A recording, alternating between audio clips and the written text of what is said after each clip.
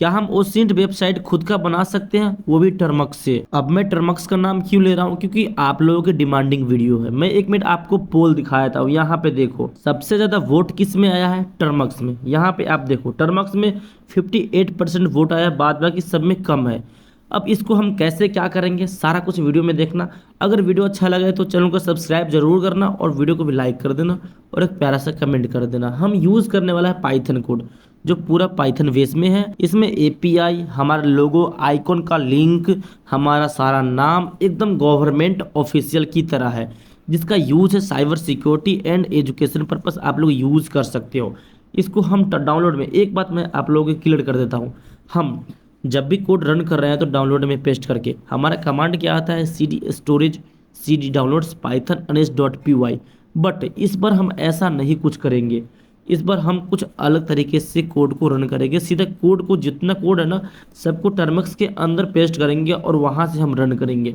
सबसे पहले हम अपना टर्मक्स को कुछ सेटअप कर लेते हैं, टर्मक्स सेटअप स्टोरेज, मतलब ताकि हमारा परमिशन वगैरह लेने में आसान हो। अब यहाँ पे हम इस कमांड को इंटर करते हैं, टर्मक्स सेटअप स्टोरेज। ये कमांड हमारा क्या काम करता है आप लोगों को पता ही होगा।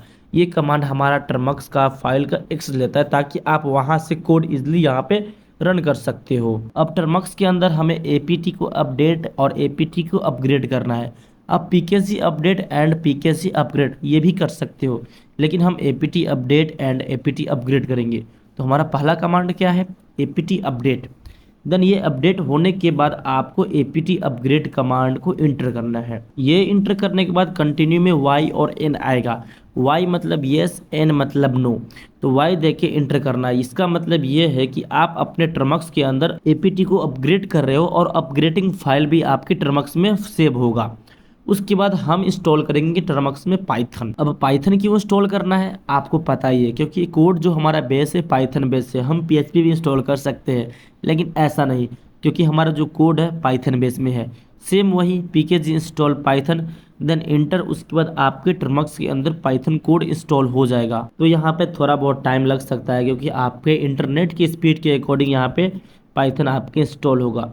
तो थोड़ा सा हम वेट कर लेते हैं। हम वीडियो को ना ही फास्ट फॉरवर्ड करेंगे, ना ही हम कट पिट करेंगे, क्योंकि भाई आप लोगों को पूरा सिखाना है। पूरा एक यूआई डिज़ाइन का मैं कोड दिया हूँ, एकदम परफेक्ट। अब देखो यहाँ पे हमारा पाइथन इंस्टॉल हो चुका है।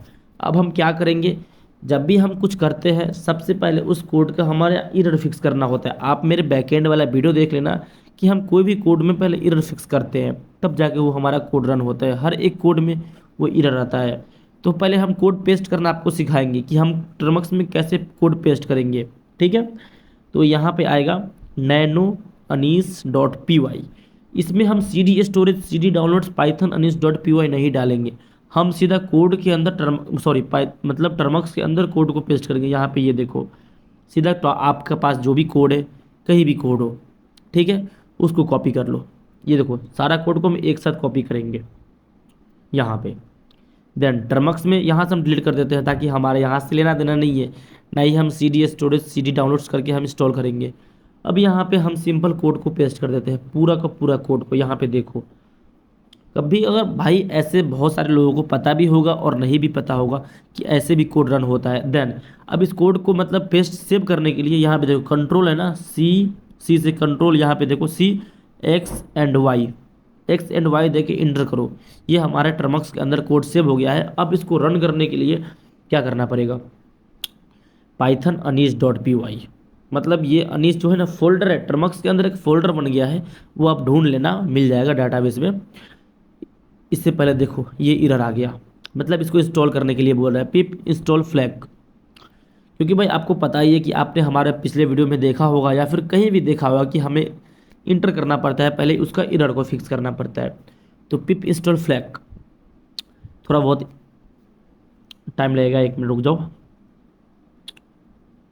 यहाँ पे देखो सक्सेसफुल हो चुका है। फिर से हम कोड को रन करते हैं, पाइथन अनीस डॉट पी वाई।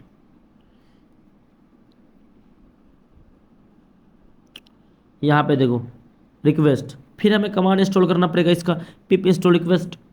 भाई जाहिर सी बात है, क्योंकि भाई आपके अंदर जब तक भाई ये एरर इंस्टॉल करने के लिए बोलेगा ना, तब तक आपको इंस्टॉल करना पड़ेगा, ठीक है। पिप इंस्टॉल रिक्वेस्ट, देन देखो कंटिन्यू, थोड़ा सा वेट कर लेते हैं। सक्सेसफुल। अब हम देंगे अपना पाइथन अनिस.py। क्या पता एक दो एरर और है, सबको हम फिक्स करते चलेंगे, ठीक है ना। अनिस.py भाई कोड रन है यहाँ पे, देख लो कोड रन हो चुका है। इसको अब हम क्रोम ब्राउज़र में ओपन करते हैं, ठीक है। यहाँ पे मतलब ये कोड रन ही होगा, मतलब एक मिनट, थोड़ा सा नेटवर्क मेरा इशू पकड़ रहा है, ऐसा मुझे लग रहा है।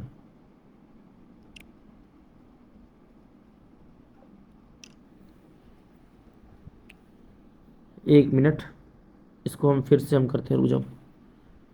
ट्रमक्स एग्जिट, बैकग्राउंड से हम इसको हटा देते हैं। हाँ, देखो मैं टर्मक्स को, ये कोड को मैं फिर से रन करता हूँ। जाहिर सी बात है, आप सी डी स्टोरेज नहीं लिखना है भाई, क्योंकि हमारा कोड पेस्ट है पाइथन अनिस.py। हाँ, ये हमारा सर्वर चालू है लोकल होस्ट का। अब हम देखो यहाँ पे सर्वर चालू है, इसको कॉपी करते हैं और देखो क्रोम में इसको हम पेस्ट करते हैं। देखो नेटवर्क काम किया भाई, ये चालू हो गया। मतलब भाई नेटवर्क इतना मेरा गंदा पकड़ रहा है ना, पूछो मत। यहाँ देखो सारा कुछ मतलब प्रॉपर वर्किंग है। सबसे तरीका मेरे को अच्छा ये लगा कि मुझे बार बार C D storage, C D downloads, Python, मतलब ये लिखने का झंझट नहीं है। सीधा आप टर्मक्स में कोड को पेस्ट करो, कोई एक नया फोल्डर बना लो, ठीक है ना। कोई एक नया फोल्डर बना लो, एक नया फोल्डर भी आप बना सकते हो टर्मक्स के अंदर, वो आप पे डिपेंड करता है कि आप क्या फोल्डर का नाम रखते हो। वो आपके टर्मक्स को जो डेटा है ना उसमें आपको मिल जाएगा फाइल में, ठीक है। हम दिखा देते हैं कि एक नया हम फोल्डर बना के, पहले जैसे कोई भी ये फाइल, ये मतलब मैं पहले एक फोल्डर बना के मैं बता देता हूँ। ये मैं कोड कॉपी किया एंड टर्मक्स में।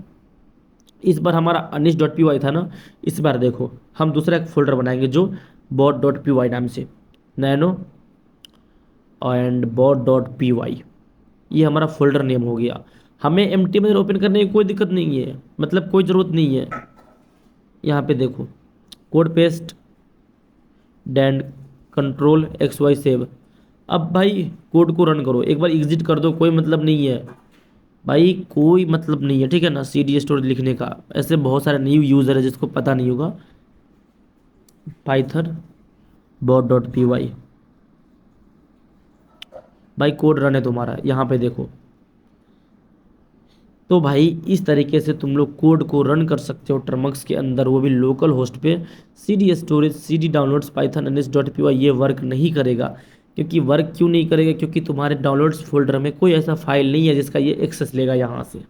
देखो ऐसा कोई फाइल नहीं है, तो भाई ऐसा झंझट मत पालो।